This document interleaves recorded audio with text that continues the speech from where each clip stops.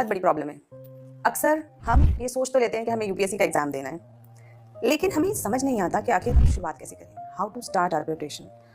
क्योंकि एक ऑरा, एक मिथ, एक फॉग, एक धुआं सा है यूपीएससी की प्रिपरेशन के आसपास, जिससे ऐसा लगता है कि पता नहीं कितना मुश्किल एग्जाम है, पता नहीं क्या क्या पढ़ना पड़ेगा। और कई लोगों का तो ऐसा मानना है कि everything under the sun has to be red, यानी सूर्य के नीचे जितनी चीज़ें हैं वो सब हमें पढ़नी पड़ेंगी। लेकिन ऐसा नहीं है। This is a kind of a myth that has been created. ये एक ऐसा मिथ है जो क्रिएट कर दिया गया है ताकि इस एग्ज़ाम की जो ग्रेविटी, जो इस एग्ज़ाम की से कहने ना भरकम बना है, वो बना रहे।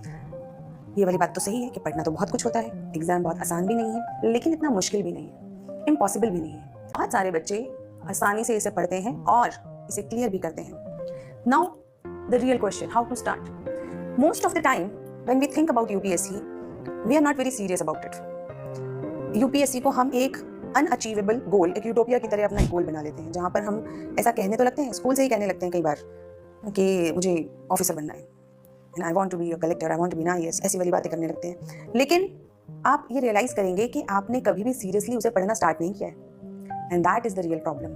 So whenever you decide, give yourself some time and start reading. क्या पढ़ें? लेकिन सबसे पहले न्यूज़पेपर पढ़ना शुरू करेंगे। अब newspaper, the Hindu, the Indian express, times of India, ये कई सारे न्यूज़पेपर्स हैं मार्केट के अंदर। आपको इनमें से जोन सा भी न्यूज़पेपर शुरुआत के लिए समझ में आता है, अच्छा लगता है पढ़ना, आप पढ़ सकते हैं। Start with it. पहले 1 महीना 2 महीना न्यूज़पेपर समझ नहीं आता है आसानी से। जब हम आर्टिकल्स पढ़ते हैं तो हमें ऐसा लगता है कि पता नहीं क्या चल रहा है, क्योंकि हमें पीछे का बैकग्राउंड नहीं पता होता, पीछे की हिस्ट्री चीज़ों की नहीं पता होती। जैसे सपोजिटली एक आर्टिकल आया किसी स्कीम पर, अब आपको ये अंदाज़ा नहीं है कि स्कीम एनालाइज तो हो गई, लेकिन ये स्कीम आई क्यों थी, या इसके पहले क्या था, या किसी विदेशी इवेंट के लिए बात हो रही है, जैसे कि रशिया यूक्रेन वॉर के ऊपर न्यूज़ आई है, लेकिन अब आपको उसका बैकग्राउंड नहीं पता बहुत ज़्यादा। हो सकता है कुछ पॉइंट्स आपके आर्टिकल में हो, वो आपको समझ में आ जाएंगे। इसलिए जब हम न्यूज़पेपर शुरुआत में पढ़ना चालू करते हैं तो किसी को भी पूरा समझ नहीं आता है, लेकिन धीरे धीरे धीरे जब हम कंसिस्टेंटली उसे पढ़ते रहते हैं, धीरे धीरे न्यूज़पेपर सेंस बनाने लगता है। वी स्टार्ट फीलिंग दैट हाँ, अरे ये तो परसों भी आया था, ये तो 15 दिन पहले भी आया था। तो आपको धीरे धीरे चीज़ों की ग्रास्प आने लगती है, आप चीज़ों को समझने लगते हो। This is first. तो पहले हम न्यूज़पेपर पढ़ना चालू करेंगे थोड़ा थोड़ा। दूसरा, एनसीईआरटीज़। एनसीईआरटीज़ इसलिए क्योंकि वो आप अपने स्कूल टाइम में पढ़ते ही आ रहे होंगे, आपने पहले भी पढ़ी होंगी, और क्योंकि एनसीईआरटीज़ लिखी ही इस तरीके से जाती हैं कि स्कूल में जब हम हैं तभी से हम लोग उनको समझ सकें इशूज़ को। बहुत सिंपल लैंग्वेज में लिखी जाती हैं, बहुत इंटरैक्टिव वे में लिखी जाती हैं, इसलिए हम सबसे पहले एनसीईआरटीज़ से शुरू करेंगे।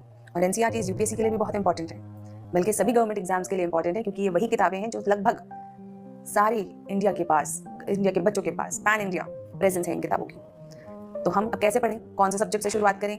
आपको जौन सा सब्जेक्ट अच्छा लगता हो, वटएवर। आपको हिस्ट्री अच्छा लगता है तो आप हिस्ट्री से शुरुआत कर सकते हैं, आपको साइंस अच्छी लगती है आप साइंस से कर सकते हैं, ज्योग्राफी अच्छी लगती है ज्योग्राफी से कर सकते हैं। 6 to 12, कुछ सब्जेक्ट्स में 6 to 10 अलग अलग सब्जेक्ट्स हैं। इस पर हम कभी और दोबारा से चर्चा करेंगे कि किन सब्जेक्ट्स पे किन किन किताबों को हमें देखना चाहिए, पर एनसीईआरटीज़ जनरली सारी ही हमें पढ़नी चाहिए, जो भी 10th तक की हमारी एनसीईआरटीज़ है। तो 6 से आप शुरुआत करें, एक सब्जेक्ट की 6 to 10th या 12th तक की आप एनसीईआरटीज़ पढ़ लीजिए। और उसके बाद एनसीईआरटी बेस्ड क्वेश्चंस मार्केट में मिलते हैं, बहुत सारी वेबसाइट्स पे भी रहते हैं, तथास्तु की ऐप पर भी बहुत सारे ऐसे PYQs हैं जो एनसीईआरटी बेस्ड है, तो आप वहाँ से जाके उन्हें प्रैक्टिस कर सकते हैं। यू कैन सी कि किस तरीके से हमारी, क्या आपने जो एनसीईआरटी पढ़ी उससे आप क्वेश्चंस कर पा रहे हैं या नहीं कर पा रहे हैं। कई बार ऐसा होता है कि हम पढ़ते हैं तो हम उन पॉइंट्स पे ध्यान नहीं देते जिन पॉइंट्स पे क्वेश्चंस बनता है, तो इसीलिए आप पहले क्वेश्चंस करके देखिए, फिर दोबारा आइए, दोबारा से एक बार पढ़ के देखिए कि क्या उन पॉइंट्स के ऊपर मेरा फोकस था, नहीं था तो दोबारा पढ़िए।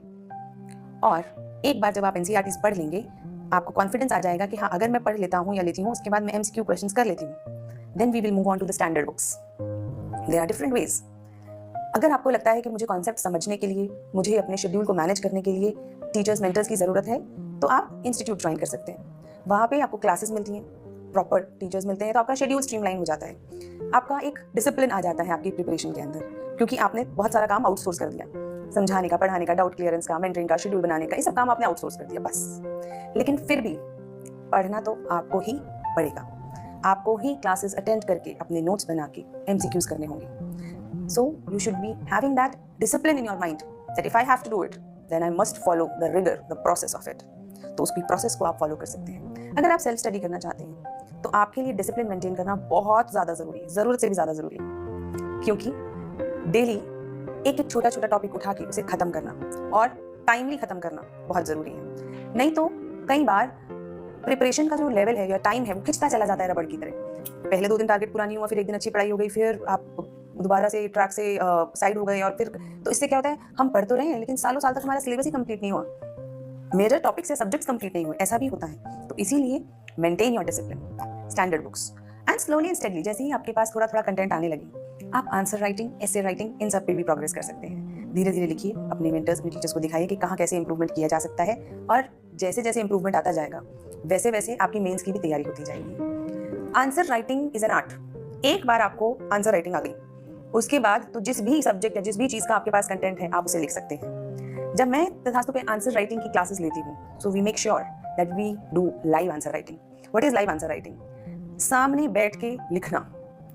क्योंकि जब हम घर पे आराम से लेजर में बैठ के लिखते हैं वो बहुत अलग होता है। पता चलता है कि एक आंसर में आधा घंटा लग गया, लेकिन असलियत में 10 नंबर के आंसर के लिए यूपीएससी में कितना टाइम मिलता है? लगभग 6.8 to 7 minutes. This means it is not just about content, it is also about speed, it is also about structure, it is also about articulation. और इन सारी चीज़ों को हमें धीरे धीरे करके अपनी आंसर राइटिंग के अंदर इंक्लूड करना है।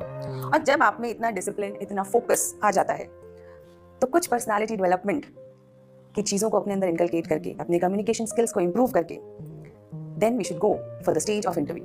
और इंटरव्यू के लिए अलग से कुछ प्रिपेयर नहीं करना होता। आपकी प्रीलिम्स और मेंस की तैयारी के साथ साथ अगर आप बस कम्युनिकेशन स्किल्स पे ध्यान देते रहते हैं तो आपकी इंटरव्यू की तैयारी साथ साथ ही होती चली जाती है। This is the basics of beginning and we will make some video for further elaboration. I hope when you start with a firm mind and a dedicated heart.